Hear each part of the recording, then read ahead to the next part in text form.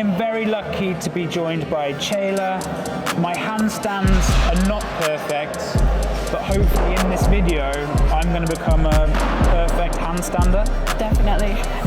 We're going to be talking about how to balance in your handstand. So if you're struggling to stay in a perfectly straight handstand and you're walking all over the place, these are the drills you need to be doing. All right, the first mistake I see most people doing when they're trying to learn the handstand on the wall is that all of their weight is on the wall. It's in the heel of the hand.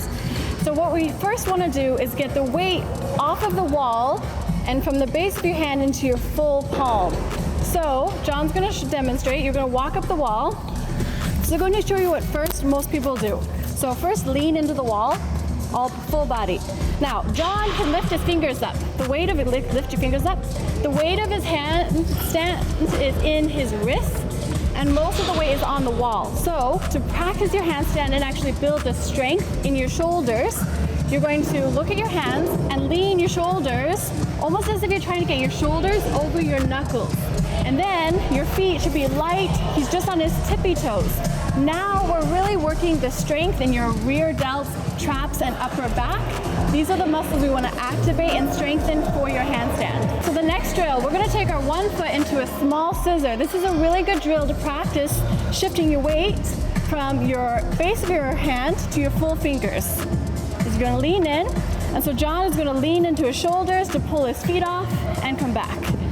And so you're transferring the weight from the heel of your hand into your fingers to pull your foot off the wall.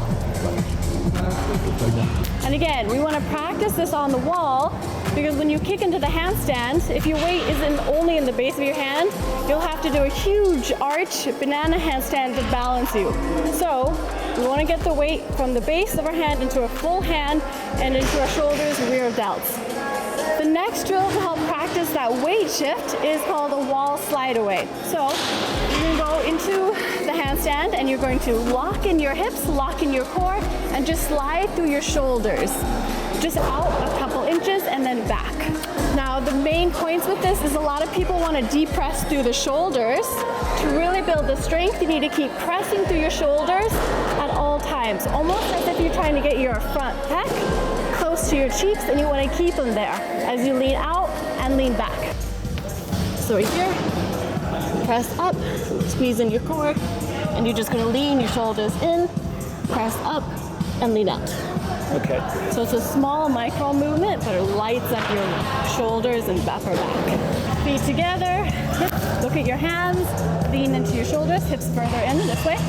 Yep, and lean into your shoulders, push your hips in closer to the wall. Yeah, there it is. And then push back. Now we're getting that gymnastic body. Lean into your shoulders and back. Good. One more time, really round through the upper back. Hips in closer to the wall and lean further. Good, and come back. Nice. Do you feel that in your rear? Yeah, I feel it. I feel it like working in the back of my shoulders. Exactly. We want to start strengthening the back of our shoulders and our back, because especially if you arch, you are mainly working the front part of your body, and this is not a very stable handstand.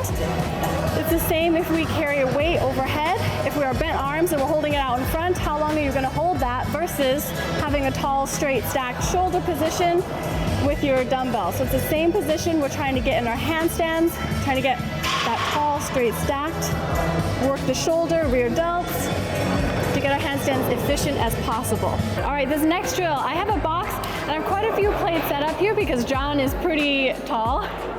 So the height here is pretty important. If it's too low, then your back will be rounded. We want it high enough so your back can be really straight and your knee at a parallel. So John will set up here. Again, slowly, be careful getting up here, don't hurt yourself. That's great. So this is a good height. You see his quads are parallel to the ground. And then look at your hands. Again, we're gonna lift one leg at a time, finding that balance in your shoulders. Take it away from the heel of your hand into your fingertips, and then you're gonna straighten this leg tight, and then bring your feet together, trying to maintain that balance. This looks great. And then one knee down, and then the other. Let's show that one more time. Lift one leg up, find your balance, press through your shoulders, straighten this leg, tight and lift. Lean into your shoulders. And one leg back down. And the other leg, now slowly walk back out. That works too. That was great. This is a really good balance drill. Again, focus on taking the weight from the base of your hand and leaning into your shoulders, and find that balance as you bring that leg overhead. And then you can gradually start to bring that leg, that other knee out and then up. This will help build the position here, safe on the box, for when you're doing the freestanding handstand. Once you master that last drill, we are going to take it lower to the box. John's going to do an L handstand. And the key point with this is I don't want you to think about trying to hop your foot off the box. I want you to think about leaning into your shoulders and sliding that foot off with control and hovering it there, and then bringing your feet together in the handstand. So John, you can demonstrate. All right, walk your feet back, line your shoulders over your wrists, spread your fingers so you're gripping the floor, lift one leg. Now you want to think about this toe is flexed, just go to a point as you slowly hover that foot, and then gradually bring your feet up and back down. Now you want to try to actually hover off the box right here, then bring your feet together. That'll build that underbalance strength and teach you the control in the handstand. One more time, lean into the wrists and the shoulders, press up, tight legs, and nice, come on down. Lift it down, yes, nice.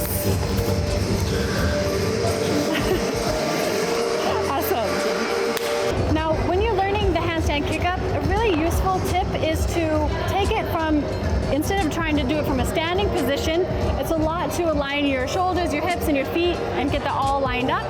So instead, we're gonna take it down to the ground. So John's gonna come down here on the ground, set up. It's really helpful to learn doing it like this because we can already set your shoulders in place. We don't have to think about that during the kick up.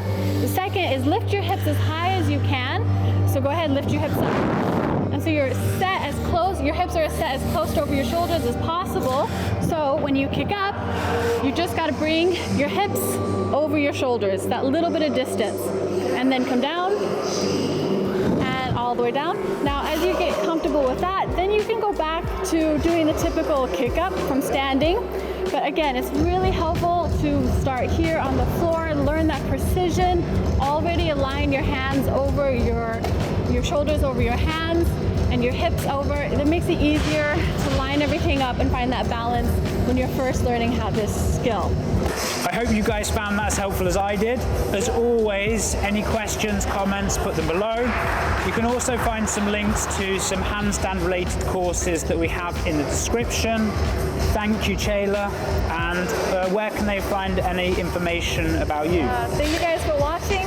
My YouTube is chayla.moves. Same with my Instagram, chayla.moves, where I have some more handstand tutorials and some other coaching there. Yeah, thanks for having me, John.